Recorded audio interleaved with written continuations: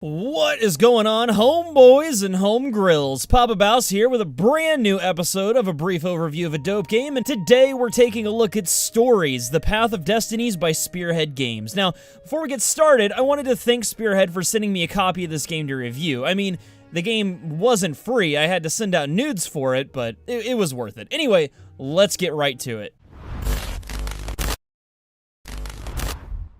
Alrighty, so what is Storiesâ, The Path of Destinies? Well, simply put, it's an action RPG with a large emphasis on storytelling. Throw in some combat, awesome-looking swords, anthropomorphized animals, a zany narrator that commentates everything you do, beautiful Unreal Engine 4 rendered physics and environments, and you've got yourself a pretty charming little game. The story of Storiesâ takes place when Reynardo, our anti-hero, becomes the last line of defense against the rarest of Pepes, the Mad Frog Emperor, and his legions of ravens that apparently don't skip arm day. Anyway, the overarching objective of the story here, so far as I can tell, is to find a way to drive the Mad Emperor back without destroying the universe in the process. Storiesâ, The Path of Destinies is meant to be played through multiple times, with each playthrough being much different than the last. Think of it as kind of a choose-your-own-adventure novel, but in video game form.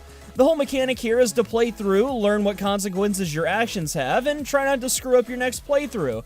Needless to say, I've been fumbling through this because I apparently can't make choices to save my life. As for gameplay mechanics, you'll mostly be focusing on solving puzzles and combating the various waves of ravens that are trying to pummel you into the ground.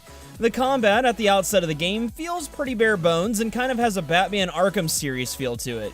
You click dudes to attack them and counterattack them when they're about to attack you. As you progress through the game multiple times, though, you'll unlock different swords with different abilities, and you'll also be able to customize your character using points you gain from killing things. There's a myriad of different skills to unlock. You've got your dash, the grappling hook, you can slow time, etc., etc., and each playthrough, it seems, unlocks another tier of upgrades you can acquire, making the combat a lot deeper mechanically as you progress. The length of each playthrough is short, and depending on how quick you are, you might be able to blow through a single story campaign in about an hour or even 30 minutes, which is great because, like I said, you'll be playing this game through multiple times to unlock what are called truths, which are essentially the different endings to the game. Overall, I really like Storiesâ, The Path of Destinies. It was a little weird for me to get used to it at first because the control scheme is a bit different from what you might be used to in a hack and slash game, but once I got it down, I really had no complaints.